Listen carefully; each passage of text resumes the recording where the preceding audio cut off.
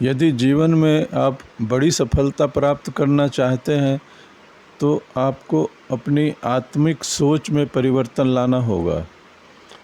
आपकी आत्म अवधारणा को बदलना होगा। और सबसे पहले इस चीज़ को समझने के लिए आपकी आत्म अवधारणा के 3 हिस्से करने होंगे। और अब हम देखेंगे कि आपकी आत्मिक सोच के 3 हिस्से क्या क्या हैं। इन 3 हिस्सों में पहला है आत्म आदर्श यानी सेल्फ आइडियल। यह उस आदर्श व्यक्ति की छवि है जिसकी तरह आप बनना चाहते हैं, और यह आदर्श छवि आपके व्यवहार और अपने बारे में आपके विचारों पर गहरा असर डालती है। तो आपका आत्म आदर्श उन गुणों और लक्षणों का मिश्रण है जिन्हें आप सबसे ज़्यादा पसंद करते हैं। यह आपकी प्रबल आकांक्षाओं का योग है, और यह आपका सपना है कि आपका आदर्श व्यक्ति कैसा होना चाहिए। असाधारण लोगों के बहुत स्पष्ट आत्म आदर्श थे, और जिनकी ओर वे लगातार बढ़ रहे थे। उन्होंने खुद के लिए ऊंचे मानदंड तय किए। असाधारण सफलता प्राप्त करने वाले व्यक्ति अपने लिए खुद ऊंचे मानदंड तय किए और उनके अनुरूप जीने की कोशिश की। आप भी ऐसा ही कर सकते हैं। आप किस तरह के व्यक्ति बनना चाहते हैं, आप इस बारे में जितने स्पष्ट रहेंगे, उस बात की उतनी ज़्यादा संभावना है कि आप दिन ब दिन वैसे ही बनते चले जाएंगे। आप अपनी प्रबल आकांक्षाओं के शिखर तक उठेंगे और आप वह बन जाएंगे जो आप सबसे ज़्यादा बनना चाहते हैं। दुर्भाग्य से असफल और दुखी लोगों के आदर्श बहुत अस्पष्ट होते हैं, और सच पूछा जाए तो असफल लोगों के आदर्श ज़्यादातर मामलों में तो होते ही नहीं हैं।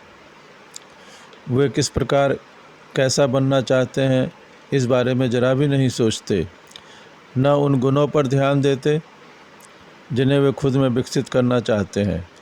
तो उनका विकास धीमा हो जाता है और अंततः ठहर जाता है, और वे एक मानसिक दुष्चक्र में फंस जाते हैं और फिर जस के तस वहीं बने रहते हैं। असफल लोग आत्म सुधार की हर प्रेरणा को गंवा देते हैं।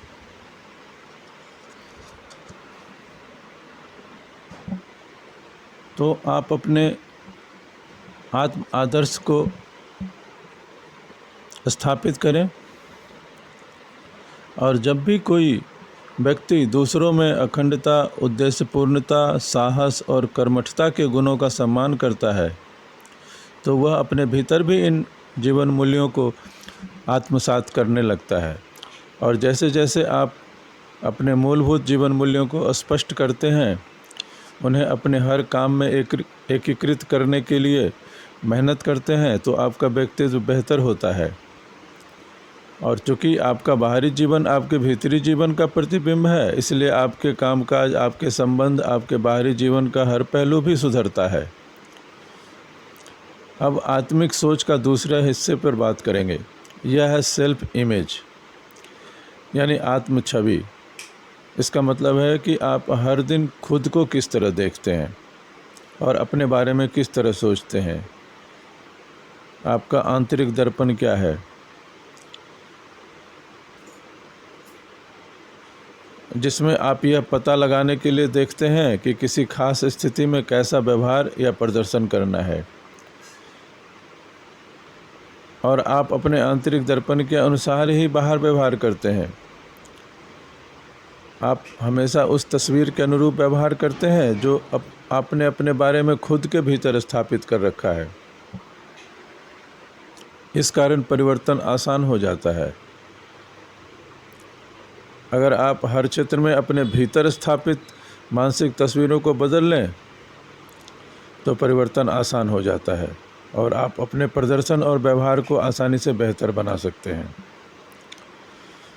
तो आत्म छवि में परिवर्तन करें और यह प्रक्रिया आपके प्रदर्शन को सुधारने के सबसे बेस्ट तरीकों में से एक है। जैसे जैसे आप खुद को ज़्यादा योग्य, ज़्यादा आत्मविश्वासी देखते सोचते हैं तो आपका व्यवहार भी असरदार बन जाता है। जब आप चेतन रूप से अपनी आत्म छवि बदलते हैं तो आप ज़्यादा अच्छी तरह बोलेंगे, ज़्यादा अच्छी तरह चलेंगे, ज़्यादा अच्छी तरह काम करेंगे और महसूस करेंगे। आप अपनी मानसिक छवि बदलकर अपने व्यक्तित्व और परिणामों दोनों को बदल देंगे। अब तीसरे हिस्से पर आते हैं। आपकी आत्मिक सोच यानी आत्म अवधारणा का तीसरा हिस्सा है आपका आत्मसम्मान, सेल्फ रिस्पेक्ट या सेल्फ एस्टीम। आत्मसम्मान का मतलब है कि आप खुद के बारे में कितना सम्मानित महसूस करते हैं। यह आपके व्यक्तित्व का भावनात्मक अंग है और यह गुण उच्च प्रदर्शन की बुनियाद है। यह खुशी और व्यक्तिगत प्रभाव की कुंजी है। यह ऊर्जा, उत्साह, जीवंतता और आशावाद का स्रोत है। यह आपके व्यक्तित्व को शक्ति देता है और आपको सफल बनाता है। आपके आत्मसम्मान का स्तर दो बातों से तय होता है कि आप खुद को कितना मूल्यवान और सार्थक समझते हैं और खुद को कितना पसंद और कितना अच्छा मानते हैं।